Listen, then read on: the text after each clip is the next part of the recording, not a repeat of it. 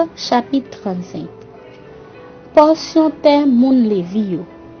En temps nan plein Moab yo, l'autre bord la rivière Jourdain, sous bord soleil levé en face la ville Jéricho, Seigneur a parlé avec Moïse et dit comme ça. Wap ay moun peuple Israël yo l'ordre pour yo prendre en portion te yo recevoir quelques la ville pour yo bay moun Lévi yo pour yo rete. Ensemble avec savant qui tout autour la ville ça pour yo ka fait gardinage. C'est dans la ville ça yo moun Lévi yo va rete.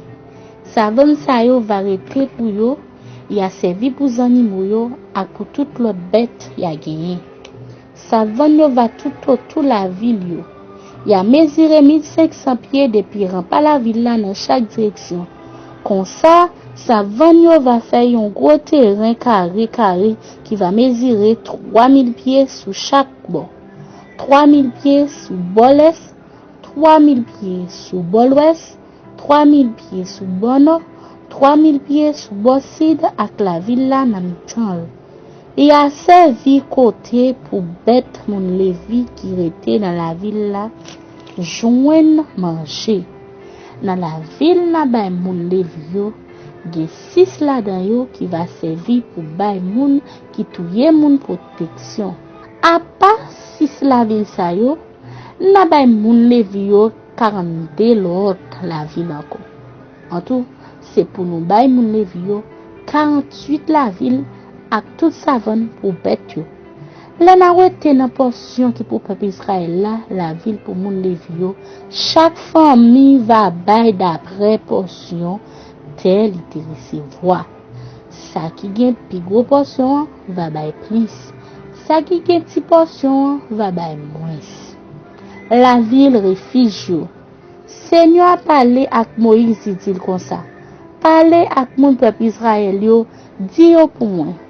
Les nations pe l'autre bord la rivière Jourdain pour nous entrer dans le pays Canaan, c'est pour nous choisir quelques la ville côté monde qui touye yon l'autre monde sans li pas faire exprès qu'a courir chercher protection.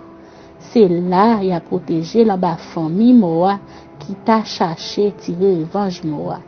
Yo pas bien droit touyer tout autant yo pas juger devant tout le monde. Dans la ville na bay moun Lévi yo 6 va servir pour bay moun comme sa protection. 3 l'autre bord la rivière Jourdain sous bord soleil levé, 3 bord ici dans pays Canaan, 6 la ville sa yo va servir ni pour moun pays ni pour moun l'autre nation qui vivent dans mi-temps nous ou sinon qui dépassage. C'est là tout monde qui touye yon l'autre sans pas faire exprès va courir chercher protection. Si yon moun frappe yon l'autre ak yon bout fait et puis les touyer, c'est assassin lié. C'est pour touyer le tout. Si yon moun bay yon l'autre, yon coup de roche et puis les touyer, c'est assassin lié, c'est pour touyer le tout. Si yon moun bay yon l'autre, yon coup de bois et puis les touyer, c'est assassin lié, c'est pour touyer le tout. Moun qui famille puis près moun yo touyer va responsable pour les touyer assassin. N'importe qui l'est li bari avec. Si on moun rayi yon l'autre et puis li bali yon mauvais bourrade pour li touyer, ou sinon si li voye yon bagay derrière pour touyer, ou soit encore parce que li pa vle wel, li bat li ak coup de poing pour touyer et puis li touyer vrai, li gen pour mourir tout. C'est un assassin lié. Moun qui femme pi près moun li touyer va responsable pour touyer tout. N'importe l'el bari avec. Mais supposez yon moun bay yon lot, yon mauvais bourrade, sans li pas fait exprès. Sans li pas railler, ou sinon li voye yon bagay comme ça, et puis là, prend yon moun mauvais côté, sans li pas ta voye d'elle, ou soit encore, supposez li voye yon roche, et puis li pas ouais ça, roche là, elle tombe sur yon moun, li touye le fret, sans li pas railler moun lan, ni li pas tap chercher faire moun lan mal. Nan ka sa yo, mais règlement pour moun peuple Israël yo suivre pour régler bagay là entre moun qui te touye l'autre là ak famille pi près moun mouria qui responsable pour tirer revanche là. Peuple là va sauver moun qui te touye l'autre là en bas mais famille pi près moun li touye ya. La fait tourner dans la ville côté li te al caché kol là. Moun qui te touye l'autre là va arrêter là jou grand prêtre qui la laisse ça pour faire service bon Dieu va mourir. Si moun qui touye l'autre la t'arrive sorti en dehors limite la ville côté li caché a, si moun qui famille pi près moun li touye a bari avec et puis li touye, yo pas ge droit faire famille prêt à payer pour ça le faire. Parce que moun qui touye yon l'autre sans li pas fait exprès a, fait pour être dans la ville côté le te caché a, jou grand prêtre qui là les ça va mourir. C'est après la mort grand prêtre là assez li ka tourner la caille. Règlement ça va servir yon loi pour nous pour tout temps de petit en petit côté nous passer. Là moun touye yon l'autre avant touye c'est pour yon gain des positions diverses témoins contre lui. Des positions yon seul témoin par contre pour condamner yon moun.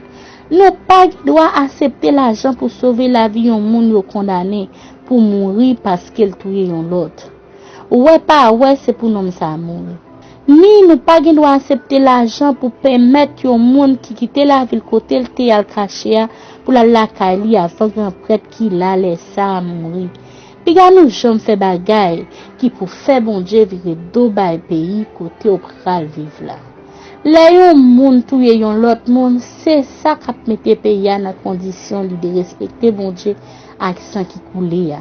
Les comme ça pas de l'autre moyen pour faire bon Dieu pardonner pays a parce c'est touyer pour nous touyer moun qui touyer a. Puis nous jamais fait bagay qui pour faire bon Dieu vivre do bay pays côté nous rete a. Parce que moi-même Seigneur, c'est dans mi temps mon peuple Israël yo, dans mi temps pays côté yo rete a, moi rete tout.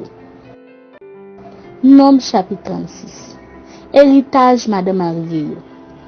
Mon branche famille Galad yo, c'est descendant Maki yo. Maki ça, c'était petite Manassé. Yon nan de petite Joseph yo. Chef famille mon Galad yo a John Moïse à Claude chef branche famille peuple Israël là, yo dit yo comme ça. Seigneur te bao Moïse l'ordre pour te séparer pays ya, by chaque branche famille Israël là pa yo, d'après ça qui va sortir pour yo les attirer au sort. Après ça, Seigneur ta ba ou l'ordre pour te prendre portion qui pour zélo cadre famille nous pour bay petite fille yo.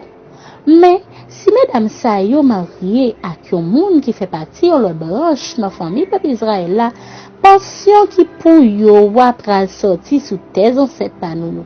Comme ça, portion terre qui pour branche famille non yo marié pral vin pi plus. Et puis portion terre qui te vin pour nous les yo te tiré au sort pral vin pi petit.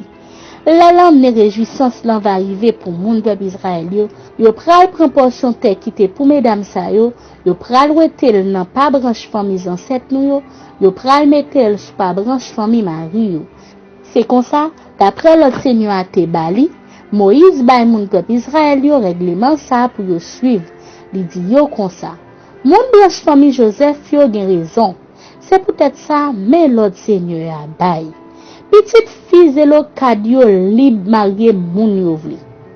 Depuis c'est un moun qui nan même branche famille ak yo. Portion te yon branche famille pas gen droit passer pour yon l'autre branche famille. Comme ça portion te yon famille va toujours être dans famille.